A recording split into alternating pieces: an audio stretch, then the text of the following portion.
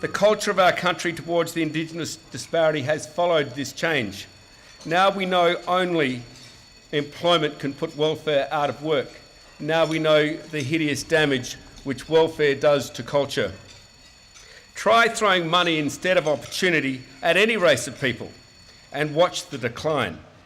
On the premise that Aboriginal people can't survive any other way, we allowed the well-meaning to wade in with a wellspring of welfare. Your taxes wasted, billions in ineffective policies and programs over decades. It's a practice of the history of the disparity and not the future of Australia. Now, growing up on an isolated station, almost all my friends were Aboriginal. We played, we sang, we wrestled, we laughed all day, galloped up and down the riverbanks. These were my happiest memories on holidays with my Indigenous mates.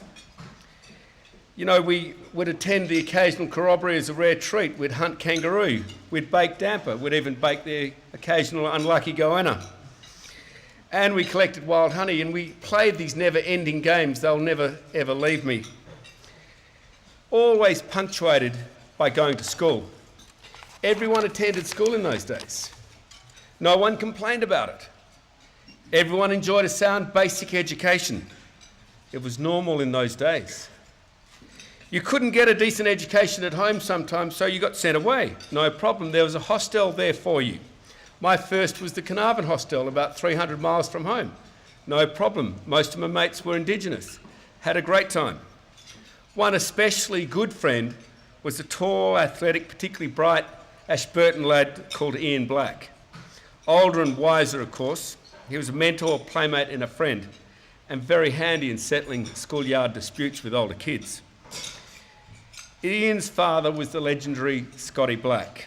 Revered across the Pilbara as an Aboriginal leader, he taught the law of his people and led their customs as well as any elder could. If your families were very close, Aboriginal aunts and aunties, sons, daughters, nieces and nephews became yours.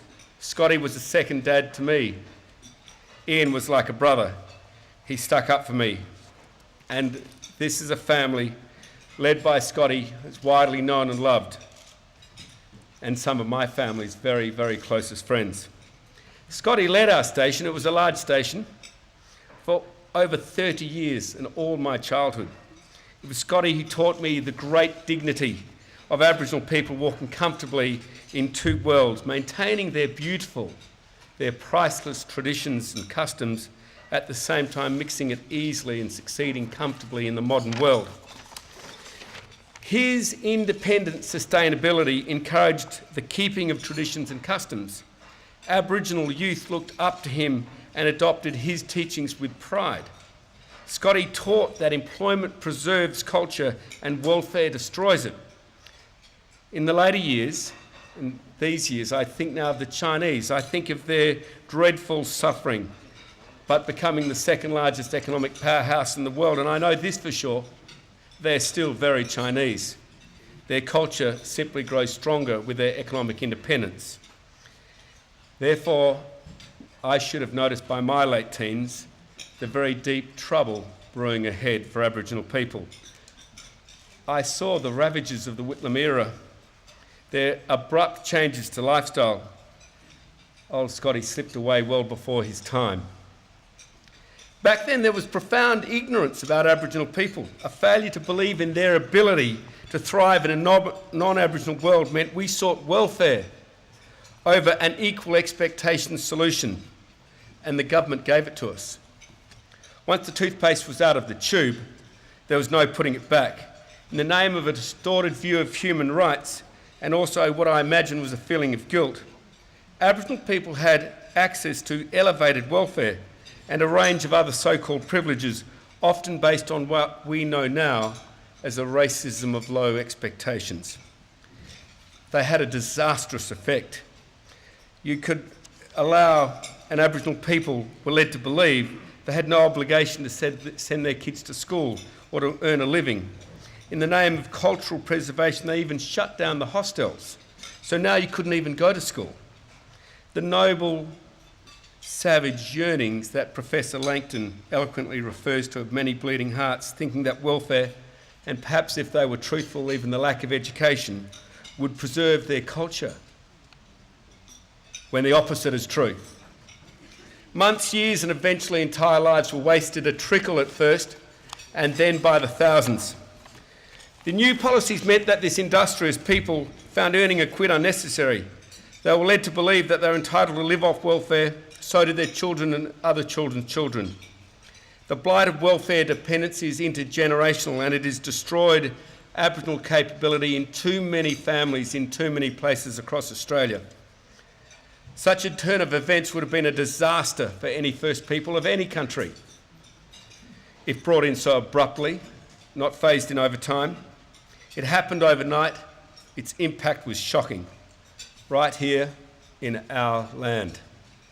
News back then reached the public of the carnage in Aboriginal life, yet measures to address the wanton loss of life were not devised, nor regarded as urgent or necessary. Instead, welfare measures were vainly increased. Many other friends of mine were lost. I too watched despairingly and did nothing. I was part of the crowd. There was despondency and depression, always closely related to the ready flow of alcohol paid for with the new welfare checks. Welfare and training had turned to quicksand, and the more you struggle to free yourself, often hoping for and training for a job which didn't exist, the deeper you sank. Collectively as a nation, we defined insanity by hoping for a different result, yet doing it the same way, decade after decade. When I first put my toe in the water of a new approach, employment over welfare, I remember being called an assimilationist. It wasn't an expression I truly understood. Another 2 precious years were wasted as I dilly-dallied. I forgot the lesson of Scotty Black. Welfare destroys culture, employment preserves it. Never was Indigenous people a lazy people, ever. I forgot Scotty's fine example of leadership in modern society, of the power and effectiveness of his command. As a leader on our station and in his customs, initiations and corroborees of his own people, he walked in 2 worlds and happily. Yet it wasn't until I attended the funeral of Scotty's own son, my own dear friend Ian Black, much loved mentor and older brother to me. It was his loss I feel most keenly today. It brought me down to earth. If you've been to Aboriginal ceremonies, particularly burials, you'll know of the anguish, the jamming of grave-dug dirt in their hair, in their eyes, in their ears, mouths, as is their traditional custom. And it was worse than that at Ian's funeral. And a little voice said to me, "Dad, what are you doing about this?" Instead of opportunity and the expectation of success other Australian sons and daughters enjoy, a large proportion of Aboriginal kids are cursed with a precarious welfare future. Like his father Scotty before him, Ian left the station, not for career improvement, but for welfare, low expectations, premature retirement, and the slippery slope which follows. My Aboriginal friends, and there are many here, have committed their lives to resolving the disparity. So can we. They urged me on in employment over welfare as the only strategy, yet I found the scale when I started this journey of the challenge to be almost overwhelming. The secretaries of DEWA, FAXIA, DHS and DSERT, Mrs Lisa Paul, Mr Finn Pratt, Mrs Catherine Campbell and Dr Don Russell respectively, you are entrusted by government with massive funds for the care of Aboriginal people. We trust you. I mention you by name, not lightly, and I mean no disrespect. Put simply, departmental secretaries are a feature of consistency across administrations, and you can watch your elected ministers come and go. To this day, the expectations of government departments, training providers and schools remains very low. In my old wonderful primary school of Onslow, about 90% Indigenous, their attendance rates are just recovering. In the old days, teachers were supported by all parents, not something the current teachers enjoy. Then you expected no difference in school attendance by black or white kids, up over 90%, and you got it. So I would look at it another way, ladies and gentlemen.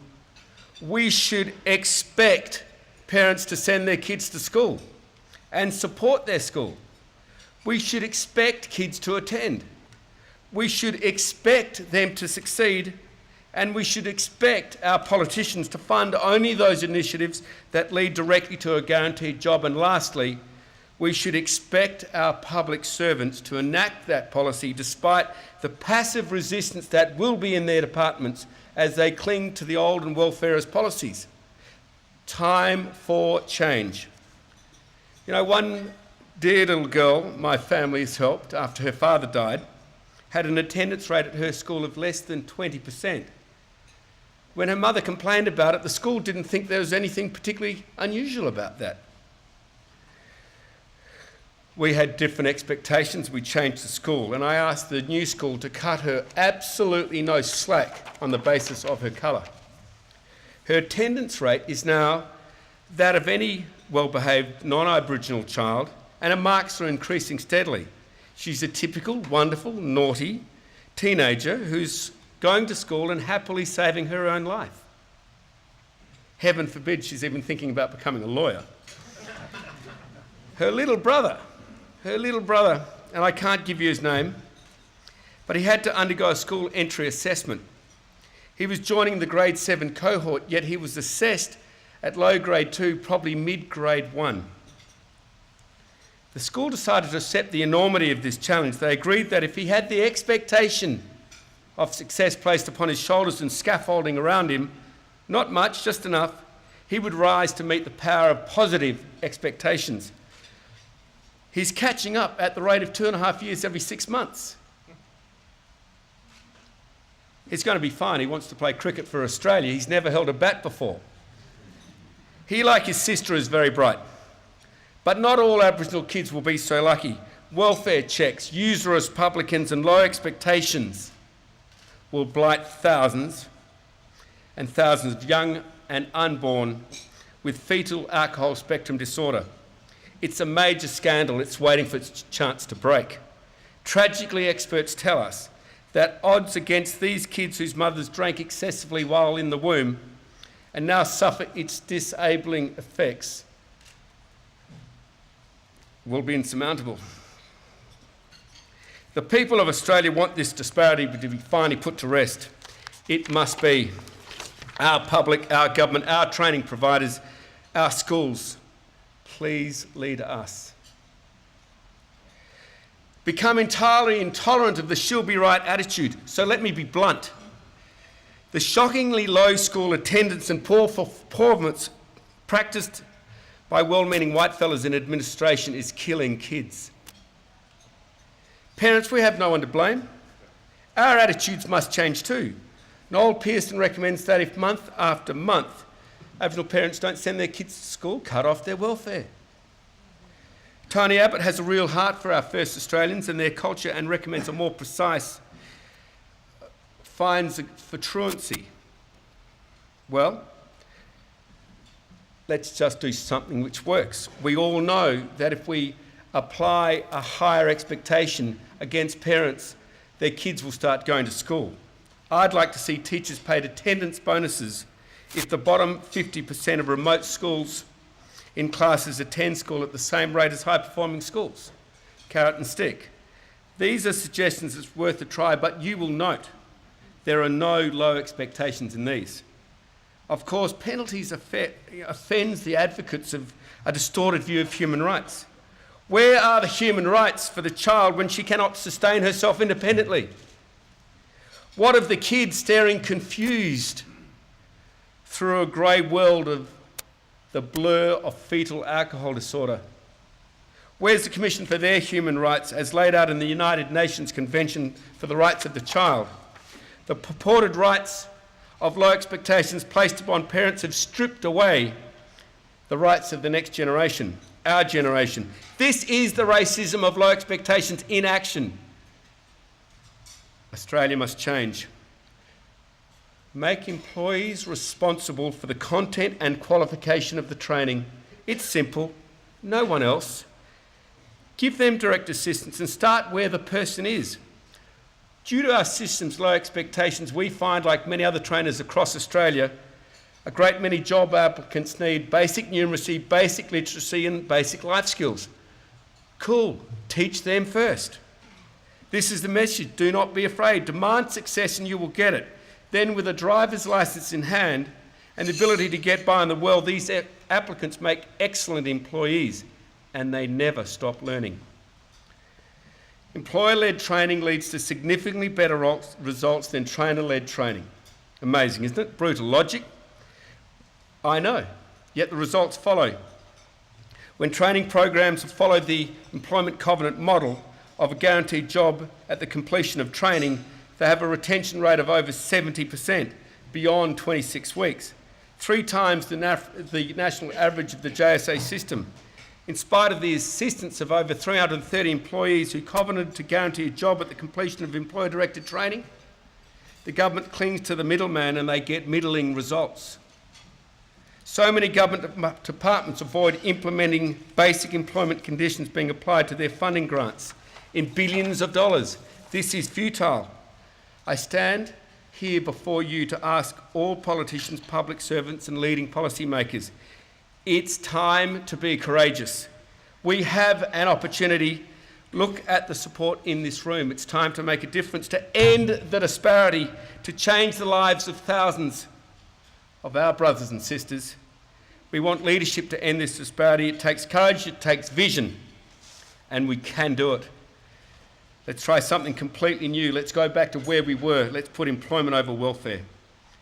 Between 2006 and 2011, in the midst of the success of the Australian Employment Covenant, and despite the billions spent, but not by us, Aboriginal employment grew a total of 2.3% over 5 years.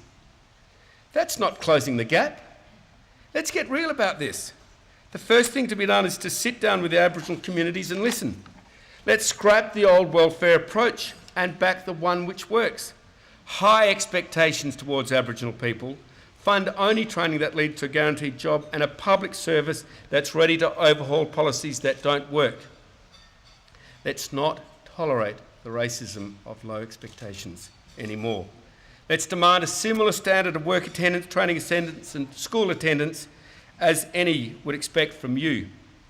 Anyone who works in this space knows how tough it is and how hard these entrenched attitudes will be to change, but let me tell you, Australians are with you. We are on this path together. Marcia Langton, Noel Pearson, Sue Gordon, Warren Mundine, business leaders Rupert Murdoch, Sir Rod Eddington, Lindsay Fox, James Packer, we formed the Australian Employment Covenant Trilogy, championed it through its parent GenerationOne, not to mention the financial support of the Packers, the Loys, the Stokes and others, the Fox families. And we simply asked Aboriginal people to lead, and they are. Employers to follow, and they are. Today we are awakened to a new answer, and the leaders in this room and named in the speech can lead it successfully. Guaranteed employment with training directed by employers. Save the billions and don't produce the employment results. Think about the shame, please, just for a moment, of Aboriginal people who know that they are treated as permanent trainees, who know there's no job for them at the end of the day. Think about the eager young lady on her first day at work, could be my little girl, wants to be a lawyer. Imagine the shame she'd feel if she had the insufficient or wrong training. If we trained for a guaranteed job, gone would be that shame. These jobs exist. The Australian Employment Covenant and all its members have pledged over 60,000 jobs for Aboriginal people who commit to the training, personal application, and to take and make that job successful.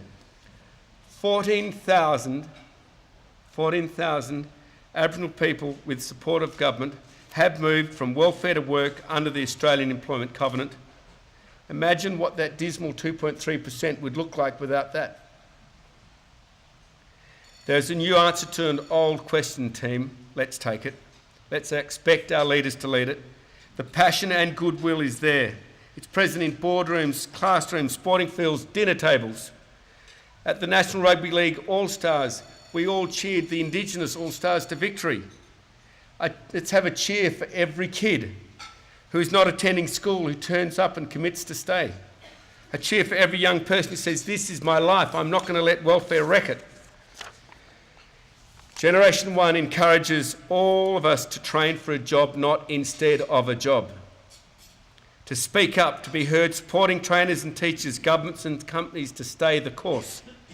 The urgency of kids to stay at school, job-specific training and high expectations of success. Gone, please, are the low, are the shield be rights. Australia is very proud of its Aboriginal heritage.